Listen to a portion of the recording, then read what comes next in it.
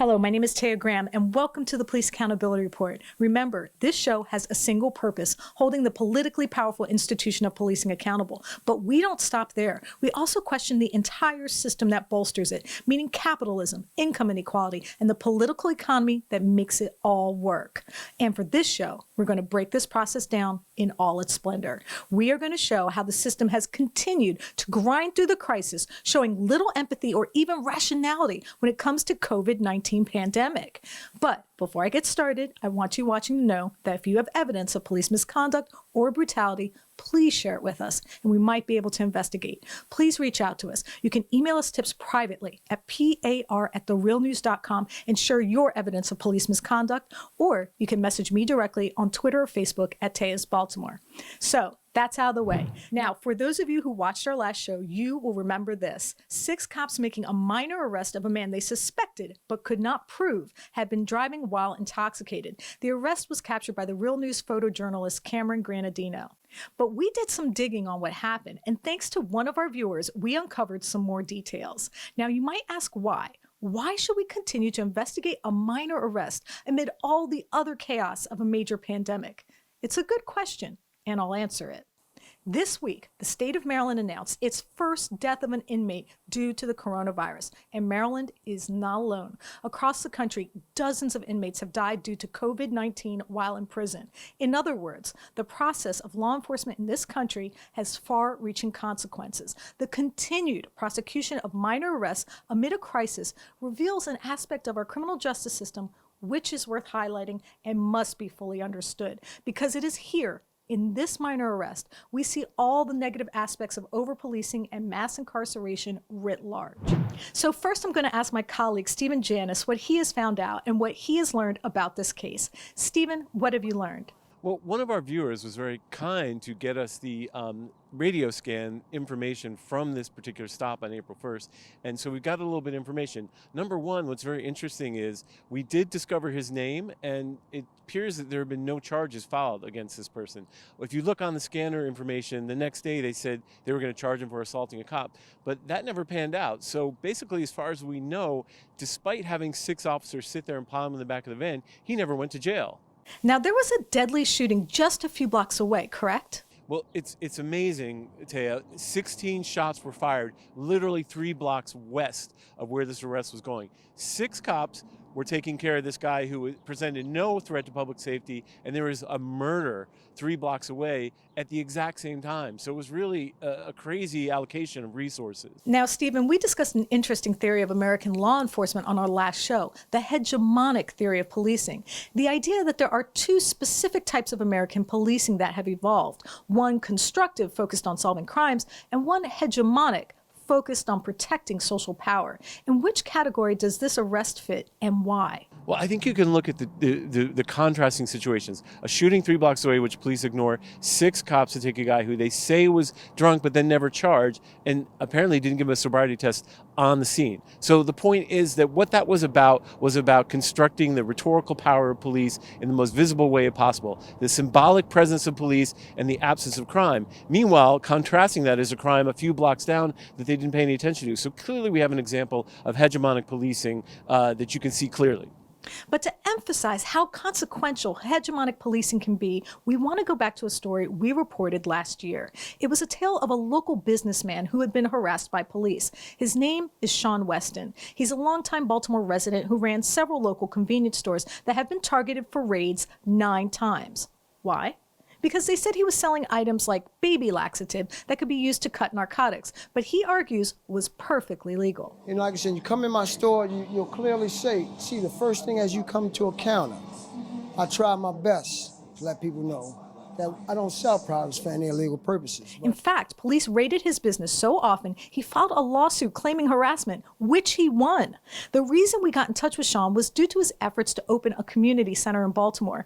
When he spoke about it, he felt it was a way he could give back. Young guys to maybe get a job, you know, give them something positive, you know, something structural that they can do in their own community.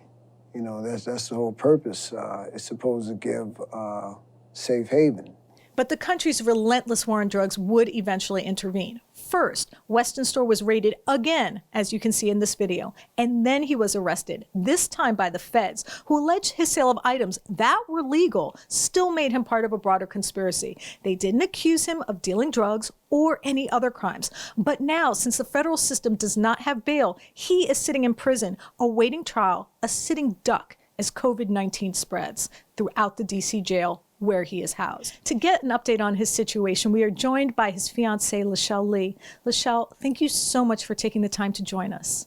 Sure, no problem. Thank you guys so much. So Shawn had been in prison for almost 10 months now. How has this impacted him and you? It has been really, really, really difficulty, not just with myself, but also with the 10 kids that he has. Him and I has 2 kids together, but he also has other kids. So it has been really, really hard. From the time that they came in the house, I'm gonna say maybe like a month or 2 after that, my youngest son, he goes to therapy, and he also see a psychiatrist for that type of, I guess, that situation that happened because of they came in with guns and everything. So it's been really hard on us. And I know, like, with some people, they feel like, okay, 10 months, not a long time, but it's a long time when someone's been with you for so many years every day. That's a long time. And then knowing every day that they call that they still not coming home, or you can't see them, and they still so far away, and they treating him like he's some type of prisoner that he has served time. He's been in jail forever, and he has not been in jail. Like, this is first time ever having an offense that he has to actually had to sit in jail. What are your concerns for his safety with the coronavirus spreading? It's hard. He has been in the medics almost every other month or every other week. I might hear him say, "Oh, I didn't went to the medic. Oh, my legs, swelling, or my asthma acting up, or I don't feel good. He can't breathe." Then he's telling me that they don't have the proper cleaning, you know, stuff to clean up behind themselves. We can keep 6 feet away, but they can't. He described horrible conditions with no water and lockdown. What has he told you? Isn't he in a way being punished before being found guilty of a crime? Yes, that is definitely what's going on. They turned water off. Like, if I send him letters, he don't get his letters till like almost 3 to 4 weeks after the fact. So that's like a month later.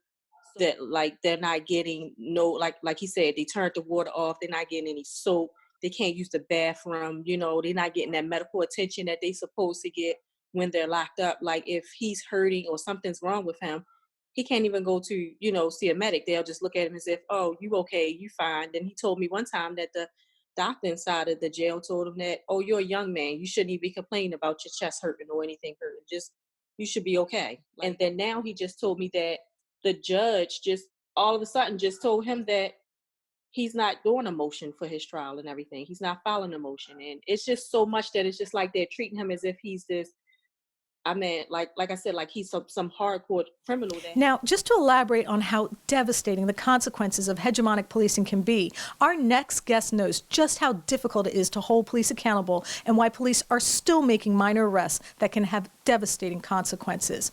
Her name is Towanda Jones. Her brother was killed by police in 2013 during a routine traffic stop. Officers beat Tyrone West for 45 minutes after they pulled him over for making a U-turn. The ordeal led to his death and accusations of murder. But his sister Towanda has been tireless in trying to hold the officers who killed him accountable. For 7 years, she has gathered every Wednesday in Baltimore to demand justice for her brother. And today, she joins me to discuss her efforts and what she thinks about American policing. Towanda, thank you so much for joining me. Thank you so much for having me.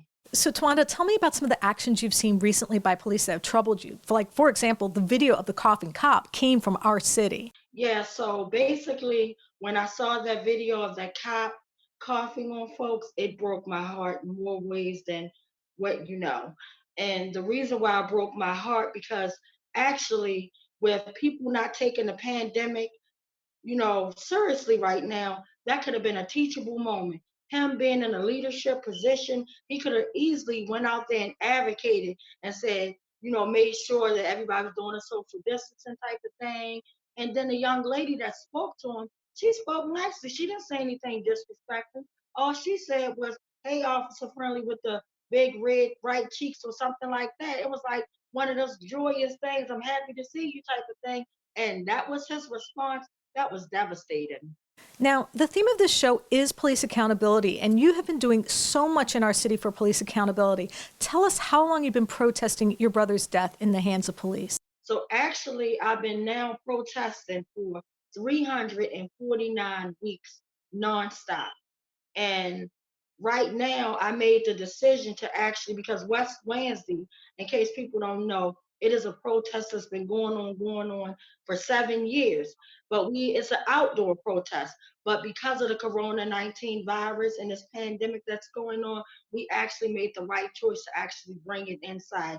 We're actually connecting with folks all around the world, even though I wouldn't wish anybody into this world, but I'm actually bringing folks that I basically done met when I've been traveling all around the world advocating for police brutality. Towanda, I know this is painful, but can you share the story of what happened to your brother so people understand why you started West Wednesdays? So basically, what happened to my brother, it's a nightmare, and I wouldn't wish this type of pain on anyone.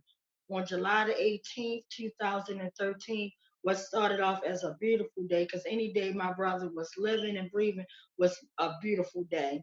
And I basically had just purchased a green Mercedes Benz, and I didn't have it even less than 3 months. But I call myself letting my brother drive my car to and from work, and he would also take me to work as well. But I thought it was a safe haven. And long story short, within a half hour, my brother literally dropped me off in front of my doors. Me not knowing that this was going to be the last time I locked eyes with my brother, but nevertheless, he dropped me off, and within a half hour, he was actually brutally murdered. And the first two killer cops, Nicholas Davis Chapman and Officer Ruiz, they were the first two at my vehicle that actually started pulling my brother out by his dreadlocks. And these are eyewitnesses that told us this. I heard sobbing witnesses on the news. There's actually video footage that me and my family probably will never see, the actual brutal beating of my brother, because they said the person that has that video was threatened by the police and actually moved out of state. I don't know whoever he is, but if he hears me and is watching this, please, I urge you, don't be afraid. Please turn over that video. Please, because we've been out here fighting for accountability going 7 years, and I don't care if it take another 70 years. I'm sorry to ask you something so painful, but can you tell us what witnesses saw police do to your brother? So basically, the witnesses described that my brother was first pulled out the car by Chapman. They said that my brother pulled over. They said, first of all, they said Chapman and Ruiz were in an unmarked car. So my brother wasn't even sure why he was even being pulled over. Once he acknowledged that they were officers, he stopped by the stop sign. And when he pulled over, they said my brother had his hands out the window. He turned on the console in my car so that way you could see, hey, I'm unarmed. You know, I don't know why you're pulling me over, but I'm going to abide by the law and be respectful. He got his hands out the window. They say that Chapman came to the window and immediately pulled my brother. My brother's like, why are you pulling me over? He said, this is what we do to you N-words. My brother's like, what? And before he could even say a response other than what, he was pulled out by his dreadlocks. He started being pepper sprayed, tased, kick, stomped, and everything. Witnesses said that they came out and they tried to assist my brother, but they too were threatened. They were threatened with such foul language that I won't dare use. They was threatened with get the F back in your house type of thing. This can happen to you. And it was a dozen or more witnesses that actually saw the brutal beating of my brother. They said the way they described it, they said that some type of signal 13 came out where it allowed a bunch of other officers to come. And at that moment, my brother's running because he's trying to breathe. He's running because it's fight or flight. I'm not going to fight you. I'm trying to survive. He's screaming, help, help.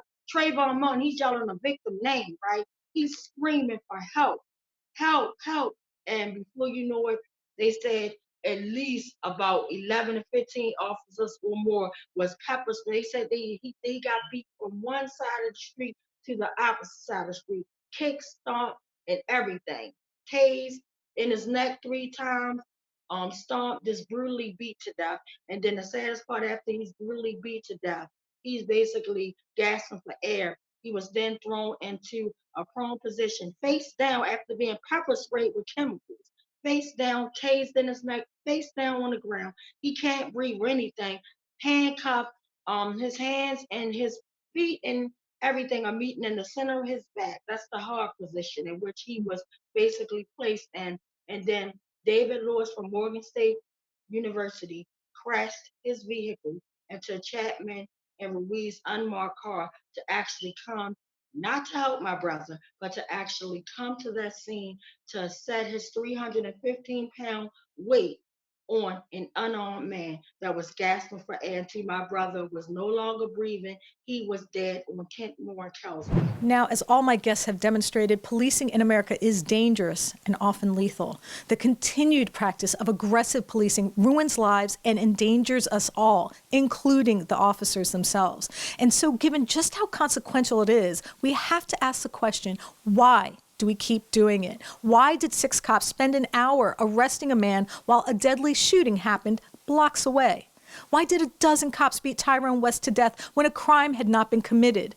And why is a man in jail for selling legal items, his life at risk, without even a prospect of having his day in court? Well, I think it has a lot to do with power, as we discussed before, projecting social power to stifle dissent, not solving crime. It has to do with protecting and projecting the power of an institution, not making a community safer.